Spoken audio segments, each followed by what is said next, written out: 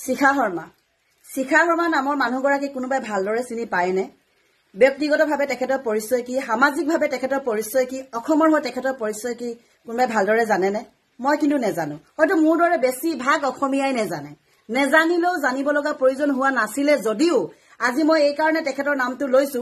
তেখেতে জুবিন দাৰ ওপৰত এটা পোষ্ট দিছে, বোলে জুবিন ইমান অকৰা আছিল নে? তেখেতৰ গোটেই টকা পইচাখিনি সিদ্ধাৰ্থ শৰ্মাৰ হাতত ৰাখিছিলে আৰু বৃন্দাবন মাৰ্কেটৰ ওপৰত কিবা এষাৰ লিখিলে। তাৰপিছত কৈছে কি, মানুহজনক মৰাৰ পিছত ইমান সহজ সৰল দেখুৱাইছে কিয়? নেপায় নহয়। এনেকুৱা ধৰণৰ ঠাট্টা এটিকিঙৰ এটা মন্তব্য কৰি পোষ্ট দিছে। আপোনাক সুধিছো, শিখা শৰ্মা আপুনি কোন হয়? অসমৰ কোন হয়? আপোনাৰ ব্যক্তিগত পৰিচয়, আপোনাৰ সামাজিক পৰিচয় আপোনাৰ কি? জুবিন দাৰ তুলনাত আপোনাৰ পৰিচয় কি? অসমীয়াক লৈ আপোনাৰ সৃষ্টি কি? অসমক লৈ আপোনাৰ অৱদান কি? কোন হয় আপুনি? আপুনি জুবিন দাই জীয়াই থাকোতে বহুত ধৰণৰ ককৰ্থনা কৰি মন্তব্য কৰিছে, তাত আমাৰ ক'ব লগা একো নাই। জুবিন দাই হেৰাই যোৱাৰ পিছত আজি প্ৰত্যেকজন জুবিন দাৰ মনত একোৰা জুই জ্বলি আছে।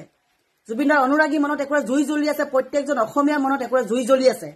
তেনেকুৱা স্থলত আপুনি এনেকুৱা ঠাট্টা এটিকিঙৰ এটা পোষ্ট দিবলৈ, জুবিন দাক অকৰা নেকি, সহজ হল নেকি বুলি ঠাট্টা কৰি পোষ্ট দিবলৈ আপুনি সাহস পালে ক'ত? অধিকাৰ পালে ক'ত? এইষাৰ কথা আপুনি অকল জুবিন দাক ঠাট্টা কৰা নাই নহয়, প্ৰত্যেকজন জুবিন দাৰ অনুৰাগী, প্ৰত্যেকজন অসমীয়াৰ আত্মাত আপুনি আঘাত কৰিছে। আপুনি আঘাত কৰিছে। আপুনি চকুত কাপোৰ মাৰি আছিল নেকি গান্ধাৰীৰ নিচিনাকে? কাণত কপা ভৰাই ৰাখিছিলে? আপুনি নেদেখিলে, নুশুনিলে, অন্তৰত আপোনাৰ একো অনুভৱ নহল? হা? জুবিন কোন আছিলে? অসম কি, ভাৰত কি, পৃথিৱী কি, গোটেই বিশ্বই দেখিলে। জুবিনৰ আদৰ্শ, জুবিনৰ কৰ্ম, জুবিনৰ অৱদান, জুবিনৰ সৃষ্টি গোটেই বিশ্বই দেখি চেলুট কৰিলে। আপুনি ক'ত আছিলে? আপোনাৰ মানসিক স্থিতি ইমান ঠিক নহয় নেকি? আপুনি এনেকুৱা ধৰণৰ পোষ্ট এই পৰিস্থিতিত লিখিব লাগে নে নালাগে? আপোনাৰ এই অন্তৰখনে অকমানো কুণ্ঠাবোধ নকৰিলে? সৰু হওক ডাঙৰ হওক, যেনেকুৱা ব্যক্তি নহওক কিয়, জুবিন দা আঁতৰি যোৱাৰ পিছত জুবিন দাক লৈ যিসকলে ককৰ্থনা উপলুঙা মন্তব্য কৰিছিলে, প্ৰত্যেকজন ব্যক্তিকে ৰাইজে প্ৰত্যুত্তৰ দিলে। আৰু এইগৰাকী বাইদেউকো, শিখা শৰ্মাকো ৰাইজে প্ৰত্যুত্তৰ দিয়ক। আৰু কোনেও নিদিলেও মই দিছো। মই অসমৰ এগৰাকী বোৱাৰী হয়, জুবিনৰ অনুৰাগী হয়, মই দিছো। আপুনি কোন হয়? আপুনি এনেকুৱা অধিকাৰ ক'ত পালে? জুবিন দাৰ তুলনাত আপুনি কোন হয়? এটা ধূলি মাত্ৰও নহয়, এটা ধূলি মাত্ৰও নহয়। আপুনি কি জানো? আপুনি হৈছে এটা ডলাৰ বগৰী। ডলাৰখনত বগৰীটো বাগৰি বাগৰি যেনেকে এবাৰ সিফালে যায় এবাৰ সিফালে যায় ঘূৰি থাকে, ঠিক আপুনি তেনেকুৱা। আপুনি আজি যাক ভাল বুলি ক'ব, কাইলৈ তাক বেয়া বুলি ক'ব। আজি বিজেপিক সমৰ্থন কৰিব, কাইলৈ বিজেপিৰ বিপক্ষে ক'ব। আজি কংগ্ৰেছক সপক্ষে ক'ব, কাইলৈ কংগ্ৰেছৰ বিপক্ষে। আজি মুছলিমৰ সপক্ষে, কাইলৈ মুছলিমৰ বিপক্ষে। আজি হিন্দুৰ বিপক্ষে, কাইলৈ হিন্দুৰ সপক্ষে।